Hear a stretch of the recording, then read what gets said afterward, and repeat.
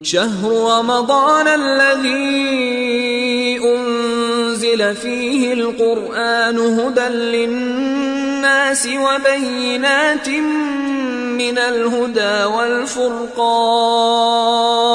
اعوذ باللہ من الشیطان اللعین الرجیم بسم اللہ الرحمن الرحیم الحمد للہ وکفا وسلام علی عبادہ الذین اصطفیٰ محمد وعطرتہ الطاہرہ واللعنۃ الداعمۃ علی اہلہا اما بعد. اذان محترم مسلسل بیان ماہ رمضان المبارک کی روزانہ کی دعاؤں کی مختصر تشریح کے اعتبار سے آپ کی خدمت میں پیش کیا جا رہا ہے.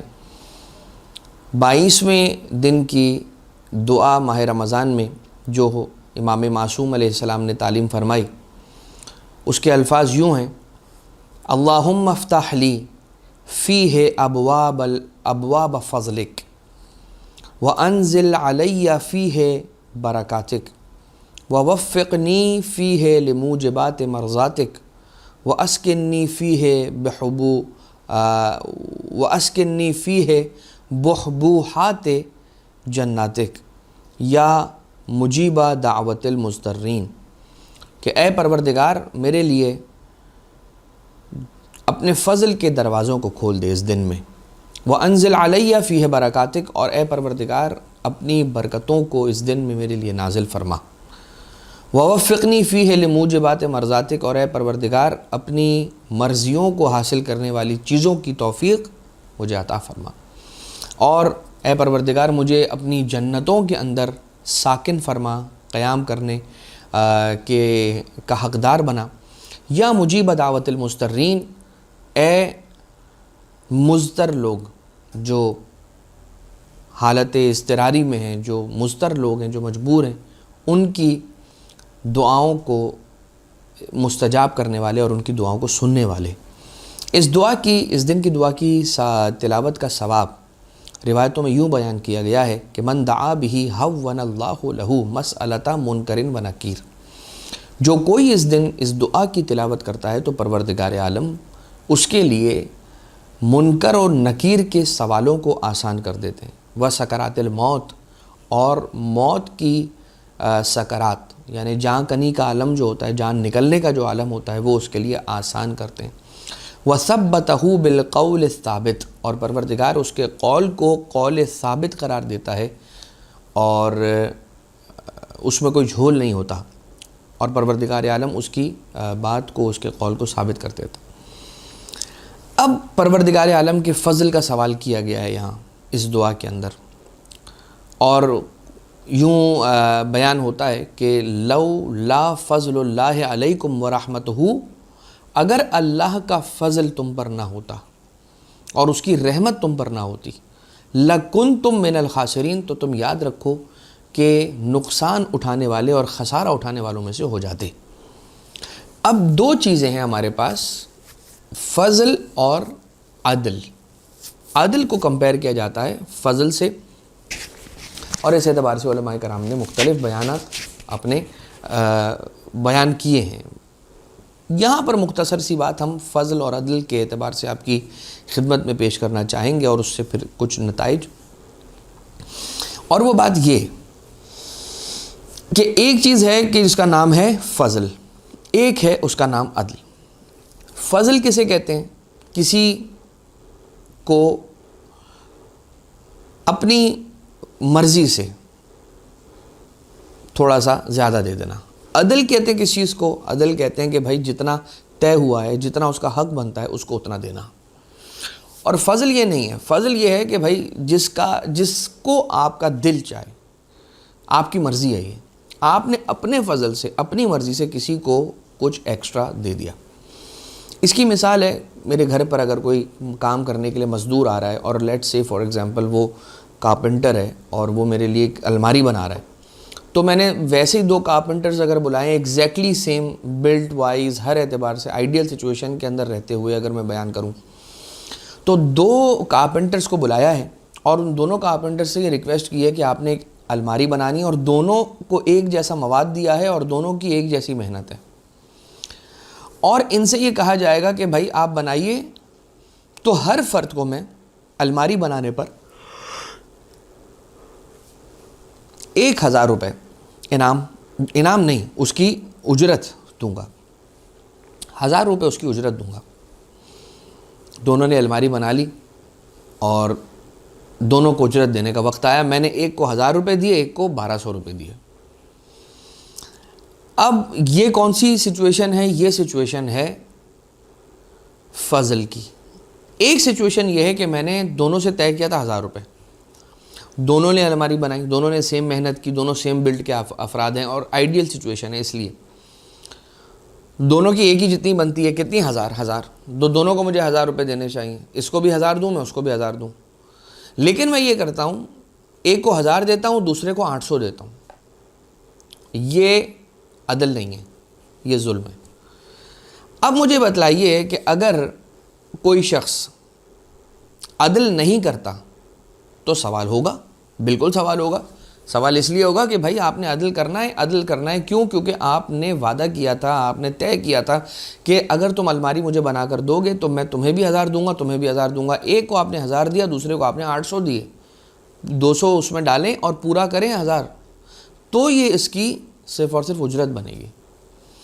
اب آ جائیے، اگر میں فضل کی بات کرتا ہوں تو دونوں کو 1000 دے دیے، عدل ہو گیا، اب کوئی سوال نہیں ہو سکتا۔ فضل کیا جا رہا ہے، کسی کو 200 روپے ایکسٹرا دیے جا رہے ہیں، اب یہاں پہ سوال نہیں کر سکتا کوئی کہ آپ کیوں اسے 200 روپے ایکسٹرا دے رہے ہیں۔ کیا علم میں وہ مجھ سے زیادہ ہے؟ کہا نہیں۔ کسی اور چیز میں زیادہ ہے؟ کہا نہیں۔ بس یہ میرا فضل ہے، میری مرضی ہے، میری خواہش ہے کہ میں اسے 200 روپے زیادہ دوں، میں دے رہا ہوں۔ یہاں پر یہ چیز سمجھ میں آتی ہے جب کوئی یہ سوال کرتا ہے نا کہ پروردگار عالم نے ایک آنسو کے بدلے جنت کیسے لکھ دی ہے مومن کے لیے، غم حسین علیہ السلام میں ایک آنسو نکلنے کے بدلے اس کے عوض پوری جنت دے رہا ہے پروردگار، تو جواب یہ ہے کہ بھیا یہ فضل ہے، اللہ کا فضل ہے حسین ابن علی علیہ السلام پر، اور یہ وعدہ اللہ کا ہے سرکار حسین ابن علی علیہ السلام، سرکار سید الشہداء علیہ السلام سے، کہ اے حسین، میں تیری محبت میں تیرے لیے، تیری وجہ سے اسے بھی دوں گا اجر، اسے بھی دوں گا جنت، کہ جو تیرے غم میں آنسو بہا رہا ہے۔ یہ فضل ہے پروردگار عالم کا، اس فضل پر سوال نہیں ہو سکتا۔ خدا چاہے تو جتنا دے، خدا چاہے تو ساری کائنات دے دے، امام حسین علیہ السلام کے نام کر دے ساری کائنات، اور خدا چاہے تو جتنا محدود اگر دینا چاہے تو محدود دے دے، لیکن بات یہاں پر یہ ہے کہ یہ امام حسین ابن علی علیہ السلام ہے، اور پروردگار عالم نے یہ فضل آقا ابو عبداللہ علیہ السلام پر فرمایا ہے، لہٰذا یہ فضل ہے اور اس فضل میں سوال نہیں ہو سکتا۔ یہ ذالک فضل اللہ یعطیہ من یشاء، یہ تو اللہ کا فضل ہے، وہ جسے چاہے، من یشاء یعطیہ من یشاء، جسے چاہے عطا کر دے، لہٰذا اللہ سے اس کے فضل کا سوال کرو، عدل کا سوال نہ کرو۔ ربنا عاملنا بفضلک یا کریم ولا تعاملنا بعدلک یا رحیم، اے پروردگار مجھ سے معاملہ اور مجھ سے جو تو سلسلہ روا رکھیو وہ اپنے فضل کا رکھیو، عدل کا نہ رکھیو، اس لیے کہ تو نے اگر عدل کیا تو کوئی نہیں بچ پائے گا۔ بنی اسرائیل کے قوم میں ایک عبادت گزار شخص تھا، اور وہ عبادت ایسے کر رہا تھا کہ 70 سال تک مسلسل عبادتوں کو انجام دیتا رہا۔ پروردگار عالم نے وحی کی اس زمانے کے نبی کو کہ اے نبی خدا، اس عابد و زاہد شخص کے پاس جائیے اور اس سے کہیے کہ تم نے اپنی عمر ہماری عبادت کے اندر گزاری، ہم تمہیں اپنے فضل و کرم سے بخش دیں گے، ہم تمہیں اپنے فضل و کرم سے بخش دیں گے، تم نے پوری زندگی ہماری عبادت میں گزار دی، اب ہم تمہیں اپنے فضل و کرم سے بخش دیں گے۔ زاہد نے یہ جملہ سنا نبی خدا کے زبانی، تو کہنے لگا کہ اے پروردگار، اگر تو اپنے فضل سے جنت میں بھیجے گا تو میری عبادتوں کا کیا ہوگا جو میں نے اتنی عبادتیں کی ہیں؟ تو اپنے فضل سے اگر مجھے جنت میں بھیج رہا ہے، میری عبادتوں کی وجہ سے نہیں بھیج رہا، تو پروردگار میری عبادتوں کا کیا ہوگا؟ کیا وہ ایسی کی ویسی پڑی رہ جائیں گی، ضائع ہو جائیں گی؟ پروردگار عالم کی جانب سے اسی وقت اس کے دانت میں درد پیدا ہوا۔ اب جیسے اس کے دانت میں درد ہونے لگا، وہ رونے لگا، کہنے لگا مجھے شفا دے دیجئے۔ اللہ نے کہا اپنی عبادتیں دو اور شفا لو، اور درد اتنا شدید تھا کہ وہ مجبور ہوا یہ کہنے پر کہ لے لیجئے 70 سال کی عبادت، لیکن مجھے شفا دے دیجئے۔ پروردگار عالم نے 70 سال کی عبادت لے لی اور شفا دے دی۔ اب جب اسے شفا مل گئی اور ہوش میں آیا، ذرا سکون میں آیا تو اس کا دماغ اب ذرا کام کرنے لگا، تو آواز قدرت آئی، یا اسی نبی کے ذریعے پروردگار عالم نے پیغام بھجوایا کہ اب بتا اے عابد و زاہد، اب تجھے کون سی چیز بچا کر لے کر جائے گی، اب تو تیرے عبادتیں بھی تیرے پاس نہیں ہیں۔ کہا کہ اے رب ذوالجلال، صرف اور صرف تیرا فضل اور تیرا کرم ہی بچا سکتا ہے، اور تیرا فضل اور تیری رحمت ہی بچا سکتی ہے، ورنہ انسان کی عبادتوں میں وہ طاقت نہیں ہے کہ انسان کو بچا کے جنت میں لے جائے۔ چھٹے امام ہیں صادق آل محمد امام جعفر صادق علیہ الصلوۃ والسلام، اللہم صلی علی محمد وآل محمد۔ ایک دن مدینہ کے غریبوں اور فقراء کے بارے میں فرماتے ہیں کہ پیغمبر اکرم صلی اللہ علیہ وسلم کے پاس یہ آئے، اور چھٹے امام فرما رہے ہیں کہ ہمارے جد، ہمارے دادا نانا رسول اللہ صلی اللہ علیہ وآلہ وسلم کی خدمت میں مدینہ کے غرباء اور فقراء آئے۔ آنے کے بعد کہا کہ مالدار لوگوں کے پاس اتنا پیسہ ہے کہ وہ غلام بھی آزاد کرتے ہیں، وہ حج پر بھی جاتے ہیں، وہ نیک اعمال بھی انجام دیتے ہیں، وہ انفاق بھی کرتے ہیں، مگر ہم اتنے مالدار نہیں ہیں کہ حج پر جا سکیں، مگر ہم اتنے مالدار نہیں ہیں کہ ہم مال کو راہ خدا کے اندر صدقہ کر سکیں، ہم اتنے مالدار نہیں ہیں کہ ہم غلام آزاد کر سکیں، ہم اتنے مالدار نہیں ہیں کہ حج پہ جا سکیں۔ تو رسول اللہ صلی اللہ علیہ وآلہ وسلم نے ارشاد فرمایا کہ غم کرنے کی کوئی بات نہیں ہے، جو شخص 100 مرتبہ سبحان اللہ کہے گا تو حج میں 100 اونٹ قربان کرنے سے بہتر اس کا اجر ہوگا۔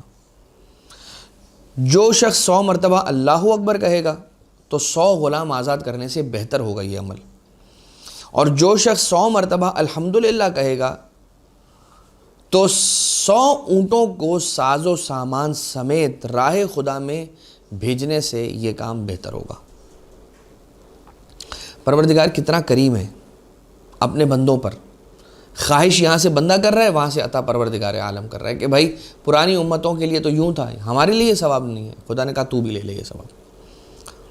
کون سی وہ چیزیں ہیں کہ جن کے ذریعے سے انسان سے برکتیں دور ہو جاتی ہیں، ان چیزوں کو ذرا دیکھتے ہیں، اور مختصر ترین انداز میں 5 چیزوں کو آپ کی خدمت میں بیان کر دیا جائے کہ جن کی وجہ سے برکت انسانی وجود سے دور ہو جاتی ہے، اور وہ ہیں: نمبر 1 گالی دینا، نمبر 2 خیانت کرنا، نمبر 3 نماز کو ہلکا جاننا، نمبر 4 امر و نہیں کرنا، نمبر 5 ائمہ علیہ الصلوۃ والسلام سے توسل کرنا۔ یہ وہ چیزیں ہیں کہ جو توسل نہ کرنا، معذرت کے ساتھ ائمہ طاہرین علیہ السلام سے توسل کا نہ کرنا، یہ انسان کی برکت کو دور کر لیتا ہے۔ تو کون کون سی چیزیں ہیں کہ جو انسان سے برکت کو دور کرتی ہے؟ نمبر 1 گالی دینا، ایک ہمارا معمول بن چکا ہے۔ آپ ذرا سا روڈ پر نکل جائیے اور لوگوں کی باتوں کو سننا چاہیں تو ایک جملے میں 3 گالیاں۔ انسان کو زیادہ گالیاں دینا اس کے دل کو مردہ کر دیتا ہے۔ خیانت کرنا برکت کو دور کر دیتا ہے، نماز کو ہلکا جاننا برکت کو دور کر دیتا ہے، امر اور نہیں، امر بالمعروف نہی عن المنکر نہ کرنا، یہ بھی انسان کے سے برکت کو دور کر دیتا ہے، اور ائمہ طاہرین علیہ السلام سے توسل کا نہ کرنا، یہ بھی انسان سے برکت کو دور کر دیتا ہے۔ آج کی شب خصوصیت کے ساتھ کہ جب شب قدر کے اعمال کریں گے تو اپنی ان کچھ دعاؤں کے اندر ان دعاؤں کو شامل کر لیجئے گا کہ بار الہ تجھے واسطہ محمد و آل محمد کا، ہمیں معرفت ائمہ معصومین علیہ السلام نصیب کیے رہنا، اور یہ نسل میں ہمارے منتقل ہو مودت اہل بیت اطہار علیہ السلام، محبت و معرفت اہل بیت اطہار علیہ السلام کا پیغام۔ اور اے پروردگار ہمیں ایک ایسا یقین عطا کر دے کہ جس یقین کے ذریعے سے شک دور ہو جائے، وارزقنی الیقین یذہب الشک عنی، اور اپنے ولی، اپنی حجت صاحب الامر علیہ الصلوۃ والسلام کے ظہور میں تعجیل فرما، ہمیں مولا و آقا کے اعوان و انصار میں شمار فرما۔ ربنا تقبل منا انک انت السمیع العلیم بجاہ محمد و آلہ الطیبین الطاہرین۔